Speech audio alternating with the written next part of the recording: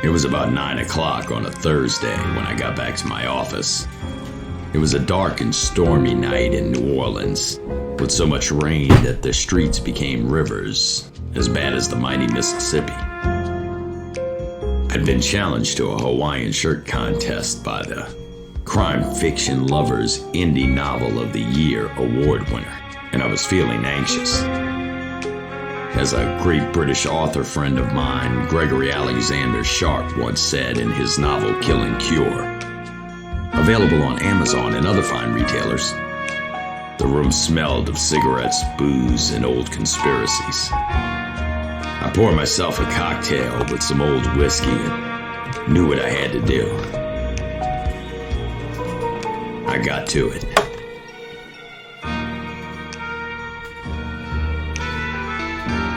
Oh, how is everybody doing this Thursday? What a great show. I'm so excited. We are going to have the Crime Fiction Lovers Indie Novelist of the Year 2023 as our guest. Talk about his incredible book, Scratching the Flint.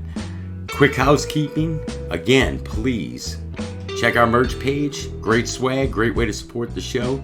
And as always, please consider supporting the show at our Buy Me a Coffee function. Cheap cup of coffee is all it takes so we can keep bringing you great indie authors, entertainers, and artists. Well, I took up too much time with my noir intro, but I had to do it. It was awesome. Well, I thought so anyway. But ladies and gentlemen, help me welcome to the stage, from Chicago, Illinois, the incredible author, Vern Smith. Oh, Vern, thanks so much, man. I'm so glad you could finally make it on the show, buddy. How you doing? I'm doing well, George. Thank you very much for having me. Happy to be here. Yeah. How's the weather up there in Chicago? Not good. For the first time in about 4 days, I was able to walk around the block this morning, and otherwise it's been so cold it hurts. We've been having a lot of fires, and I'm the main snow shoveler around here. It's probably a Canadian thing. If we don't clear our ice, we're not nice and clearing our ice, we'll get fined or sued. Oh, geez. So I'm the first guy out there when it snows, and probably a little bit too old to be going analog with it. I think this is the last year with me and just a shovel. I think we're going to have to get a machine next year. You need to do like New Hampshire does and just pledge some political candidates, a group of 10 people for a coffee or something, and leave some shovels out by the step. Yeah, that's a much better idea. It works, right? Yeah. I'm getting to the point in my life where somebody else has got to do it, and I'll watch. That's supervise well. Yes. With all your experience. Yes. I'm going into supervisor mode next year. That's it. Well, I am glad you could finally join us, Vern. We had, I'd tell you, ladies and gentlemen, I met Vern on X. He's a great member of the writers community and wonderful to engage with. And actually, we're both Hawaiian shirt aficionados. I think we said we were going to have a Hawaiian shirt competition for tonight's show. And what you got on over there, Vern? I came to win with my classic Rodney Dangerfield, buddy. Yeah, I that is a thing of beauty, George, and I can't compete with that. I am sort of an amateur aficionado with it. I'm wearing a Columbia shirt with sailfish on it. I'll give you a little bit of a better look there. It's always a classic, tasteful classic. Yes, and I like my Hawaiian shirts very much, but what you have there, I've never seen before. That it seems like a one of a kind to me, and I am a little bit green looking at it. I tell you, I'm in love with it. I sleep sometimes in it. No. Well, be careful. Be careful. Save that for good. You have to save that for good, George. That's it. But geez, man, Vern, well, tell us a little bit. Man, we love to get the viewers to know our indie creators and authors and maybe a little of your background you want to share and just, let them get to know you because, man, you do some great work in the crime fiction genre. And I'm sure you probably have an interesting background that led you to writing in that genre in the first place. Well, yeah, absolutely. Just for starters, I do write crime fiction. I consider myself a writer. I don't think I can write anything, but I can write most things. Crime fiction in particular. I worked as a reporter early in my life and spent a lot of time covering cops and whatnot. And so some of this stuff I came across or was inspired to do it at that time, and sort of got out of serious journalism in the early 2000s and started working on some manuscripts. Got some other books out, some other novels in particular, The Green Ghetto, and Under the Table. The most recent thing is Scratching the Flint, and it's something that was put out in 2023.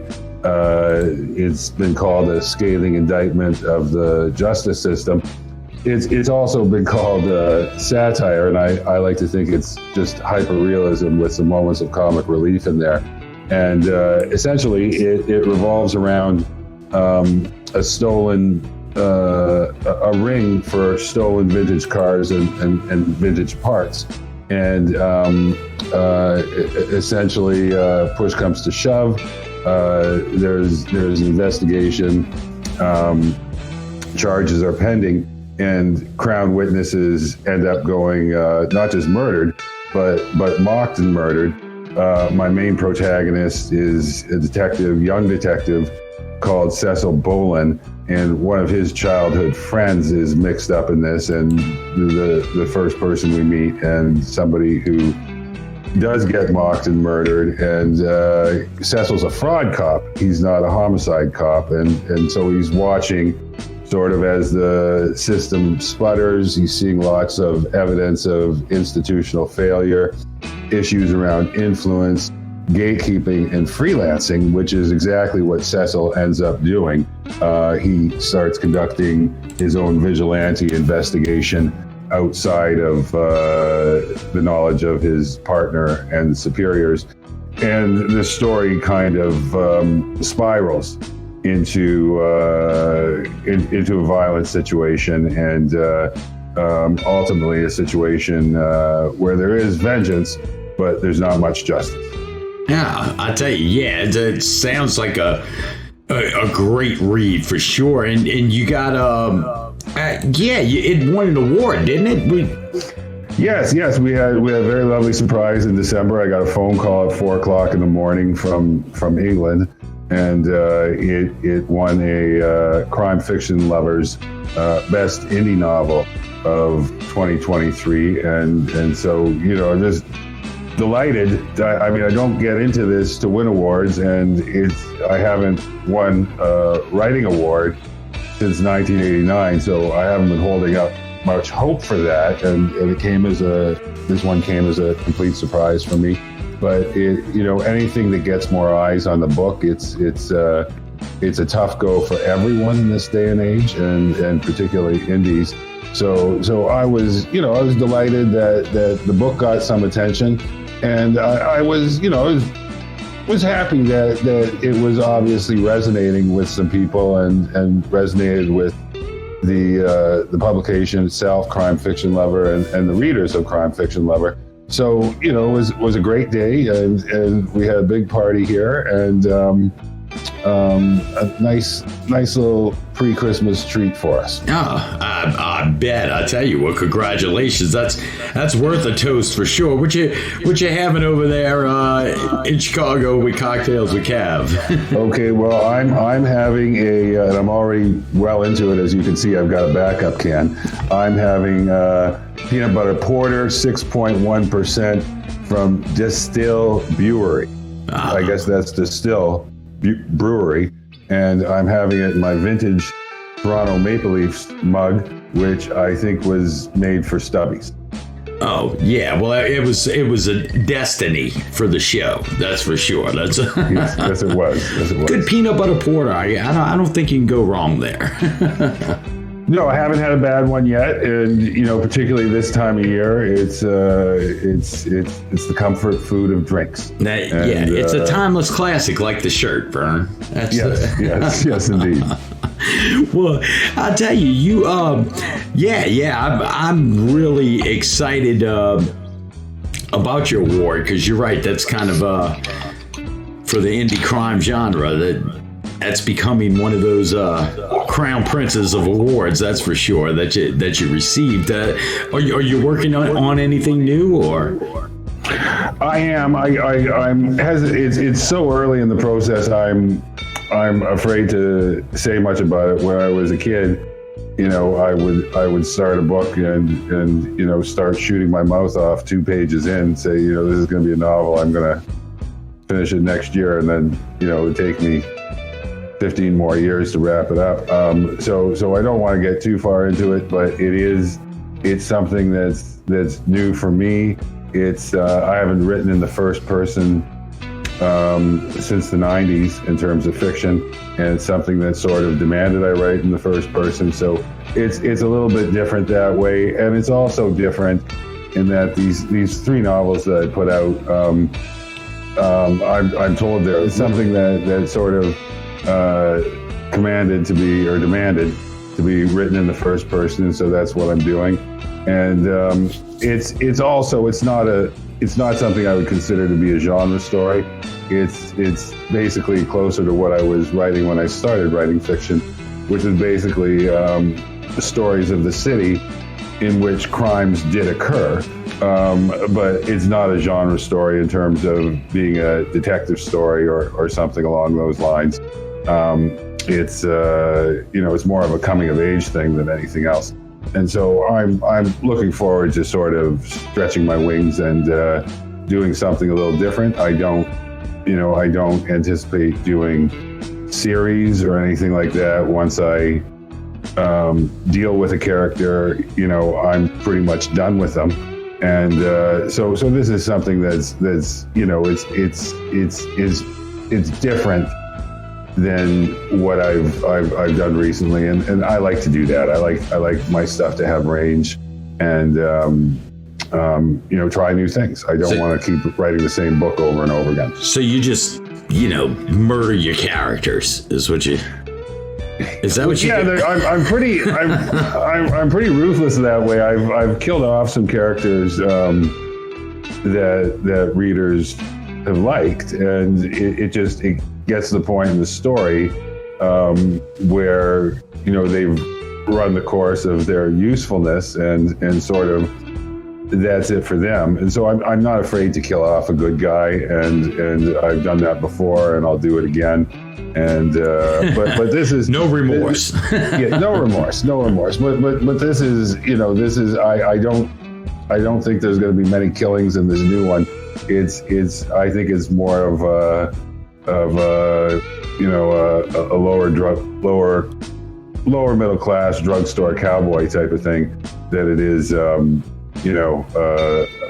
big show of murder. And if that's what you're looking for, I mean, grab scratching the Flint. There's plenty of killing in there, and there's plenty of killing in the Green Ghetto. So yeah, I've done that, and the new thing more than anything revolves around a young person stealing a suit on Yonge Street in Toronto. So it's more petty crime than it is people getting necklaced.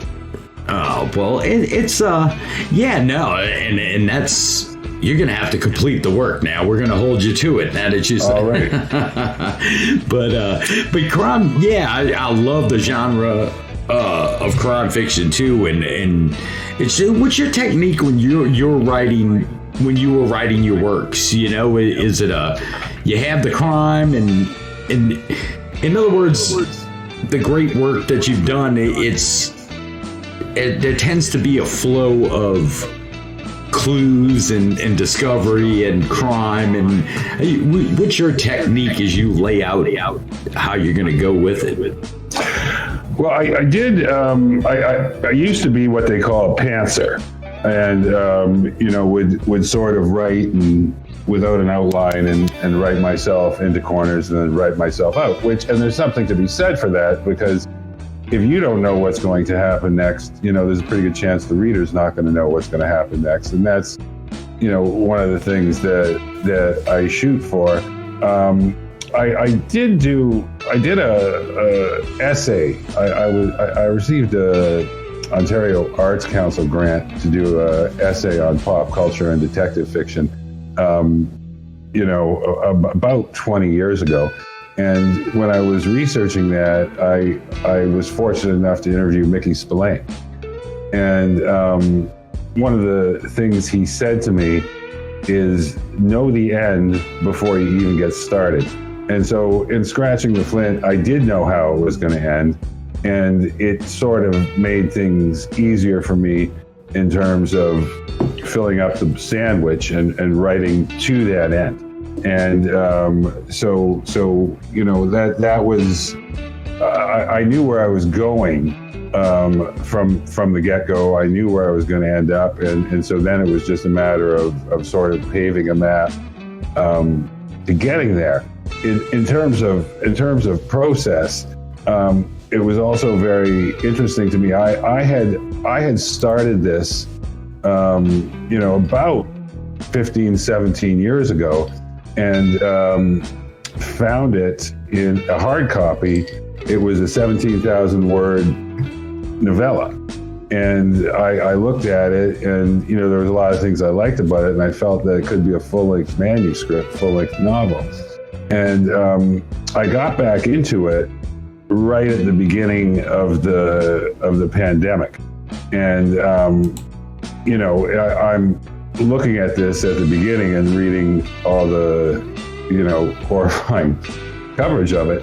And I'm thinking, you could be dead in 3 weeks. Don't censor yourself. Just tell this story and let it slide, and don't worry about the consequences. And so, that's what I did. To tell you the truth, when it came out, I, was a little bit fearful of that, but the book's been reviewed, the book's been read, the book's been vetted, the book's been awarded. So I feel good about that, and hopefully I can get back into a similar space now to finish the next one, because I do think we live in a time where there are a lot of moral panics about who's writing about what and what you can say and what you can't say, which is really not helpful. And I think in regards to this book, I totally overcame all that, and so experience is helpful, and I think when I get into the next one in earnest, I'll be of that mindset again.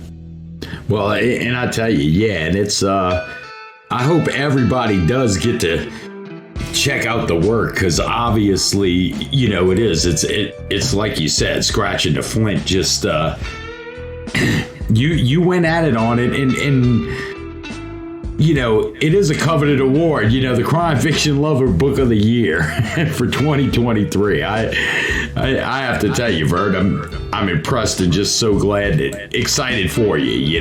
Well, thanks very much. It was a lot of fun, and a lot of people were very sweet and reached out. In terms of my family, my nieces and nephews, were probably proud of me for the first time in my adult life, and you know, there's a lot of sweet, a lot of sweet things were said to me from people who are, you know, from people whose opinions matter to me, and there aren't very many of those, but there are some, and you know, it was nice to win it for myself, and it was nice to win it for them, and it was nice to win it for the people I work with at Run Amok Books, Gary Anderson, the publisher there, the managing editor, who's shown a great deal of support for my work, and Krista Winsheimer, who, as far as I'm concerned, is the best damn editor in the small press, and you know, like anything else, is a team award, and so, you know, I'm delighted that this was given to us and earned, but it's very much a team award. You know, there's a lot of people over the years that helped me, a lot of people made me better, and a lot of people supported me. Oh, that is so awesome, Vern. Well, I'll tell you, ladies and gentlemen, like I said earlier, met Vern on X. He's a great member of the writers community, and fun to chat with, that's for sure, and interact with. So please make sure you go give him a follow over on X. He's at Real Vern Smith. His handle's right there on the screen underneath this video shot for you. And also, please do. See ya. Got the alcohol problem with the camera backwards, but up here, right here, we've had the banner all show long. Please go visit the website. It'll bring you straight to Vern's work, Scratching the Flint.